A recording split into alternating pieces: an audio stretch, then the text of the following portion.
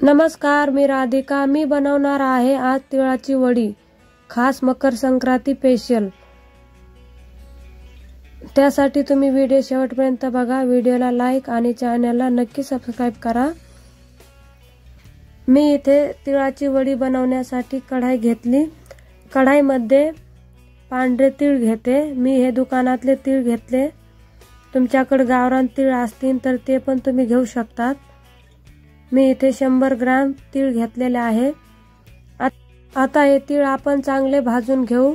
तिळाला हलवीत राहायचं, कारण तीळ खूप हलके असते तर ते जळण्याची पण शक्यता असते. तिळाला आपल्याला जास्त भाजायचे नाही. तीळ असे तडतडले की तिळाला आपण काढून घेऊ. आता हे तीळ आपले भाजलेले आहेत. आता आपण हे तीळ एकदा हलवून घेऊ आणि हे आता काढून घेऊ. आता त्याच कढाईमध्ये मी 1 वाटी शेंगदाणे घेते. शेंगदाणे पण 100 ग्रॅम आहे वजनाने. आता हे शेंगदाणे आपण चांगले भाजून घेऊ. शेंगदाणे अधून मधून हलवीत राहायचे. शेंगदाणे चांगले भाजलेले आहे. आता हे शेंगदाणे पण आपण काढून घेऊ.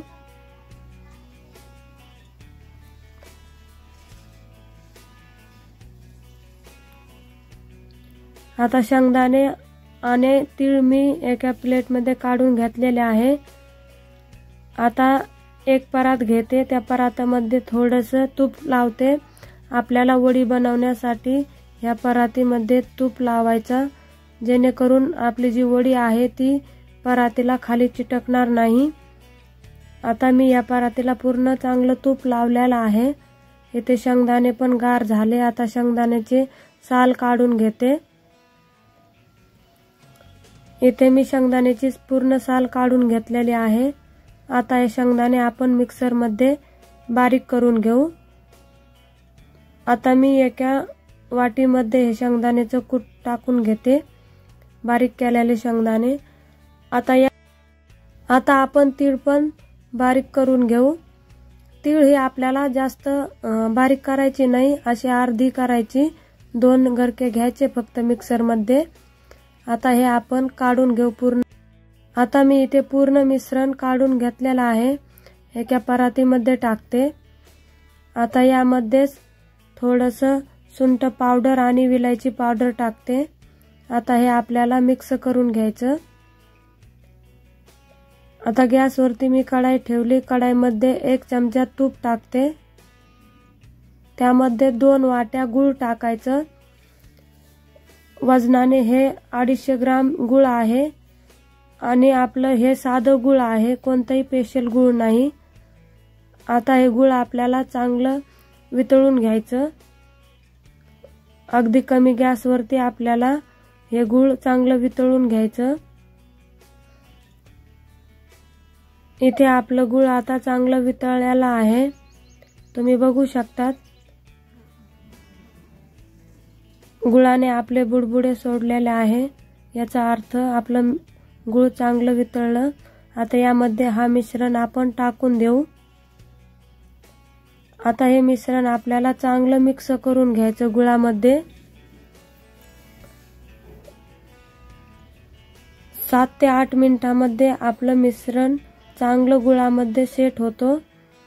7-8 मिनिटं आपल्याला अगदी कमी गॅसवरती हे मिश्रण आपल्याला हलवीत राहायचं. तुम्ही बघू शकतात आपलं मिश्रण इथे चांगलं घट्ट झालेलं आहे. 7 ते 8 मिनिटं आपण हलवलं की हे मिश्रण आपले वडीसाठी हे मिश्रण आपलं चांगलं होतं. आता हे मिश्रण वडीसाठी तयार झालेलं आहे. आपण आता हे मिश्रण काढून घेऊ. आता मी इथे जे तूप लावलेलं ताट आहे त्या परातीमध्ये ते मिश्रण पूर्ण टाकून घेते.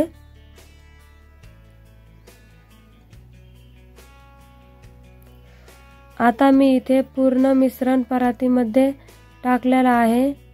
आपल्याला हे मिश्रण पूर्ण परातीमध्ये पसरून घ्यायचं.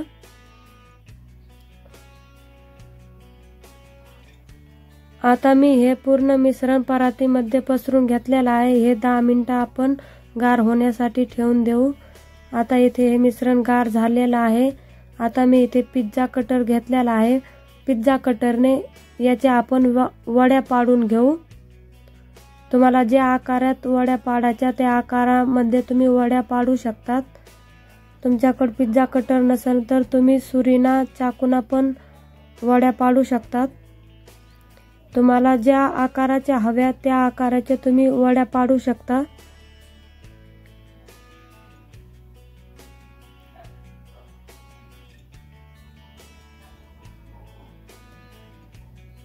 आता मी इथे पूर्ण वड्या पाडून घेतलेल्या आहे। चौकोनी आकाराच्या वड्या पाडलेल्या आहे। हे थोडंसं मिश्रण हडकलं की याच्या वड्या अलगद निघून येतात। तुम्ही बघू शकता हे अजून थोडंसं हडकलेलं नाही। हे थोडं हडकलं की अजून आपली वडी भारी होते। मी तुम्हाला दाखवण्यासाठी हे लवकर काढून घेतलं। याला थोडंसं हडकून द्यायचं। इथे आपली वडी बनून तयार आहे। तुम्हाला रेसिपी कशी वाटली नक्की कमेंटमध्ये सांगा। व्हिडिओ आवडल्यास व्हिडिओला लाईक आणि चॅनलला नक्की सबस्क्राईब करा। वडी हडकली की खूप छान होती। तुम्ही बघू शकता इथे आपली तिळाची वडी बनून तयार आहे। तुम्हाला जर रेसिपी आवडली असेल तर व्हिडिओला लाईक आणि चॅनलला नक्की सबस्क्राईब करा।